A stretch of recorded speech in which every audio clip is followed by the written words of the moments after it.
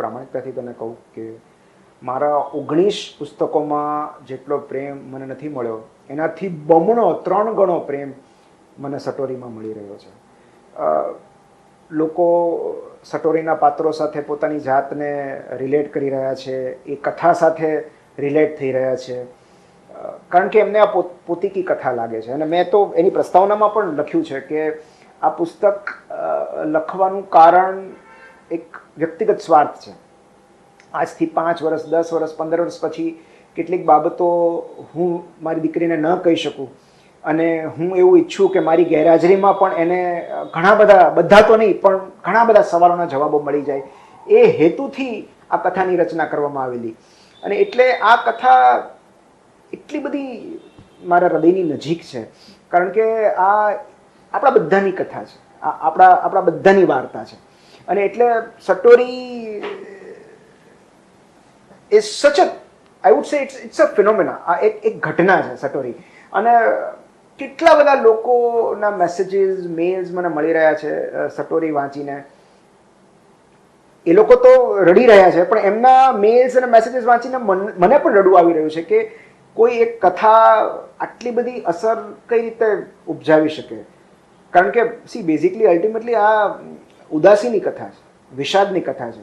પણ મને એવું લાગે છે કે આ વિષાદની કથા કહેવામાં મેં થોડું મોડું કરી દીધું. પણ મોડું તો મોડું, આ કથા મારા દ્વારા આવી એ વાતનો મને આનંદ છે. હું એવું બિલકુલ દાવો નથી કરતો કે આ કથા મેં લખી છે, પણ આ કથા લખવા માટે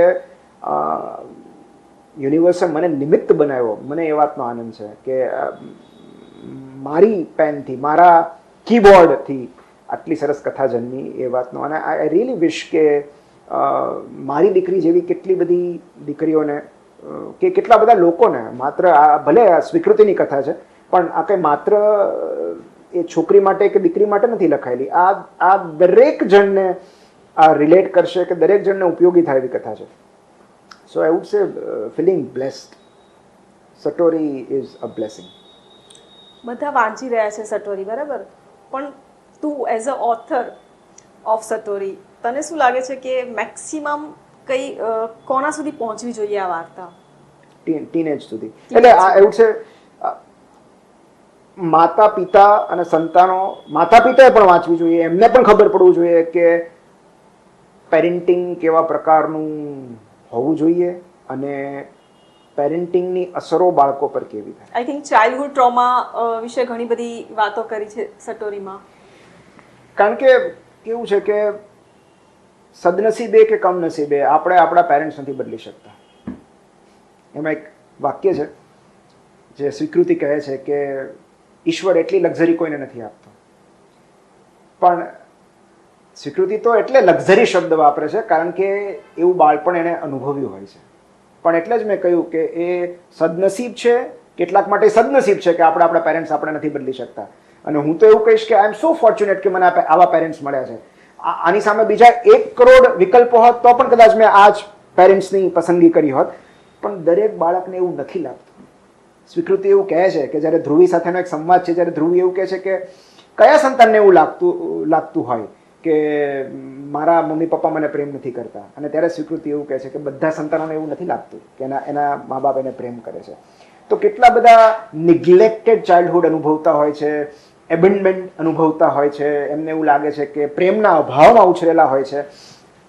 અને કમનસીબે તેઓ પેલું છે ને રિચ ડેડ પુઅર ડેડ, એને એમ લાગે છે કે આ જે રિચ ડેડ છે એ મારા પપ્પા હોવા જોઈએ, મારા પપ્પા તો બહુ ગરીબ છે, એટલે ગરીબ માનસિકતા સાથેના છે. તો એવી જ રીતે એવું છે કે જે પ્રેમાળ પિતા કે એના પિતા કેટલા બધા, ધ્રુવીના પિતા કેટલા બધા પ્રેમાળ છે. તો મને એમ થાય કે મારા પપ્પા એવા હોવા જોઈએ. અને કેટલા બધા સંતાનોને એવું લાગે છે કે કાશ ફલાણાના પપ્પા છે ને એવા પપ્પા મારા હોત. તો કમનસીબે આપણે પેરેન્ટ્સને નથી બદલી શકતા, આપણે પેરેન્ટ્સ વિશેની ઘણી બધી બાબતો નથી બદલી શકતા, એમની માન્યતા, એમનો સ્વભાવ નથી બદલી શકતા. અને એટલે આપણે જે એકમાત્ર બાબત જે આપણા હાથમાં છે એ છે આપણી જાત. આપણે આપણી જાત બદલવી પડે છે, આપણે એમના પ્રત્યેનો અભિગમ બદલવો પડે છે. અને એટલે માત્ર પેરેન્ટિંગના ઇશ્યુઝને એડ્રેસ કરીને સટોરી છટકી નથી જતી. સટોરી એ પણ સૂચવે છે છેલ્લે કે મા બાપને એમની ભૂલો માટે કઈ રીતે માફ કરવા. અને એટલે આ કથા મારા માટે બહુ મહત્વની છે. Meet being a homeopathic consultant મેં ઘણા બધા એવા કેસીસ જોયા છે કે જે પેશન્ટ્સની એજ 40 અને 50 હોય સ્ટીલ એ લોકો ચાઇલ્ડહુડ ટ્રોમાની ઇફેક્ટમાં હોય છે. તો ચાઇલ્ડહુડ ટ્રોમા કઈ રીતે ઇફેક્ટ કરી શકે અને એમાંથી બહાર કઈ રીતે નીકળી શકાય? કારણ કે ઇફેક્ટ તો ઘણીવાર એવું થાય છે કે 40s ને 50sમાં આવ્યા પછી ઘણા બધાને એવું થાય છે કે હું આ રીતે એટલા માટે રિએક્ટ કરું છું કારણ કે આનું મૂળ ક્યાંક ને ક્યાંક મારા બાળપણ સાથે જોડાયેલું છે. પણ આમાંથી બહાર કઈ રીતે નીકળવું એ પણ જરૂરી છે અને એની સમજણ પણ બહુ જરૂરી છે. તો કઈ રીતે આપણે એમાંથી બહાર નીકળી શકીએ? એક બહુ સરસ ડોક્યુમેન્ટરી છે, એનું નામ હું અત્યારે ભૂલી ગયો. કેનેડિયન ફિઝિશિયન છે ગેબોર મેટે, આઈ વુડ સે, મને એનું નામ ભૂલી ગયો, ટ્રોમા સમથિંગ છે, જે નેટફ્લિક્સ પર અવેલેબલ હતી.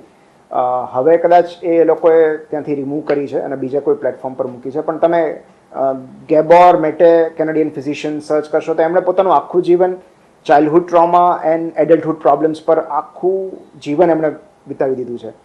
સો એમાં એક એ ડોક્યુમેન્ટરીમાં એક એ જે પેશન્ટ હોય છે એને પૂછે છે કે તમે શું અનુભવ્યું, ને એ પોતાની આખી વાર્તા કહેતી હોય છે કે મારા પિતા મને મારતા અને આટલા બધા એમના વચ્ચે ઝઘડા થતા મારા પેરેન્ટ્સ વચ્ચે, અને જ્યારે મારા મમ્મી ન હોય ત્યારે મારા પપ્પા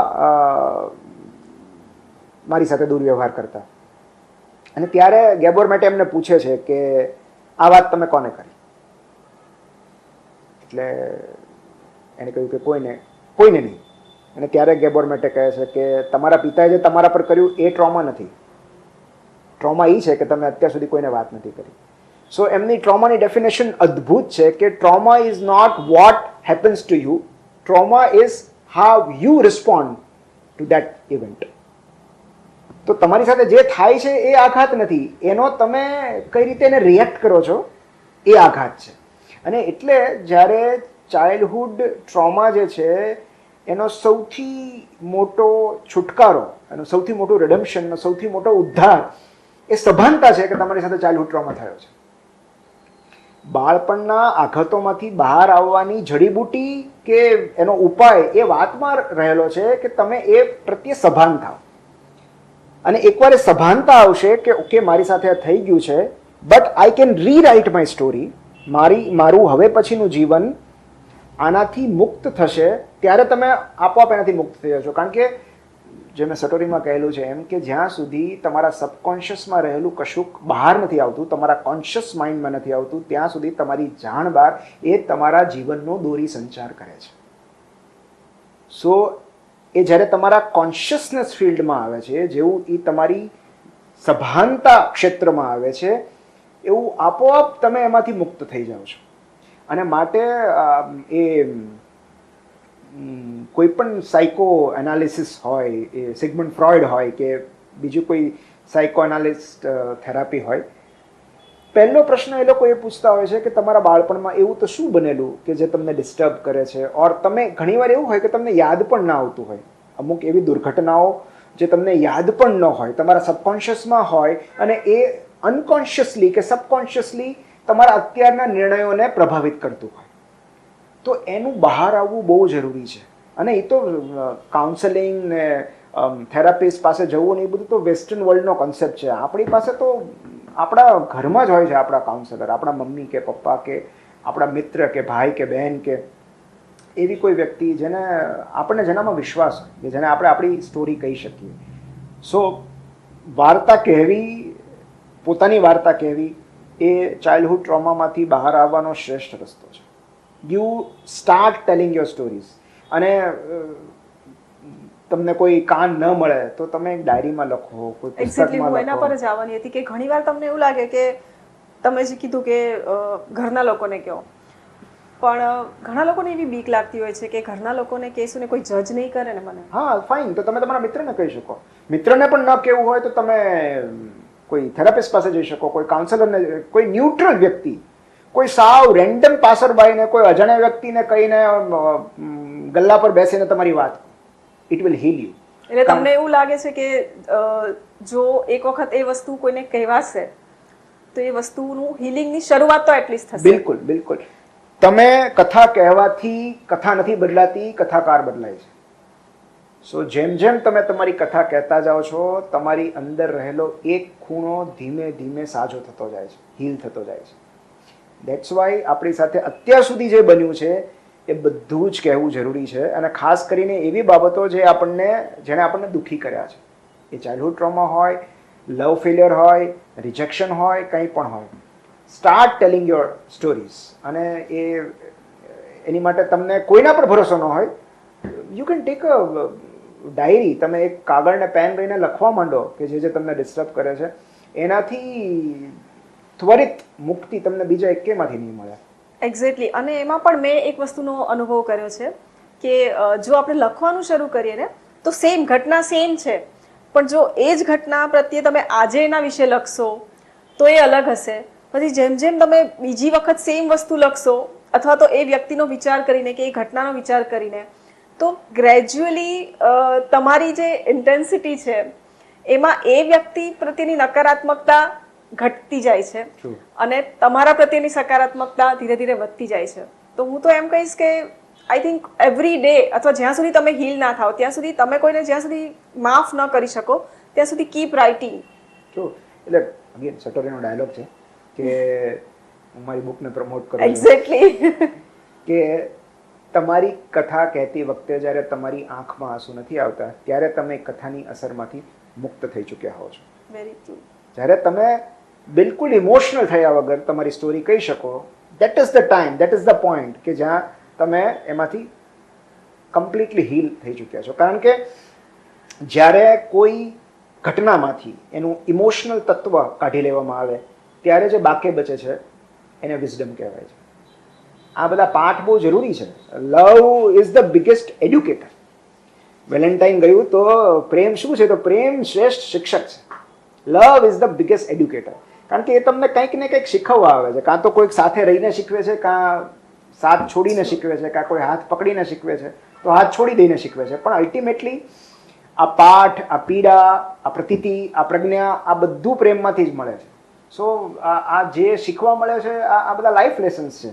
and that is the reason કે આ બધું જાણવું બહુ મહત્વનું છે. હા, ત્યારે બહુ દુઃખ લાગે છે આપણને એવું થાય છે કે જીવવાનું મન નથી, જીવવામાંથી મન ઉડી જાય છે.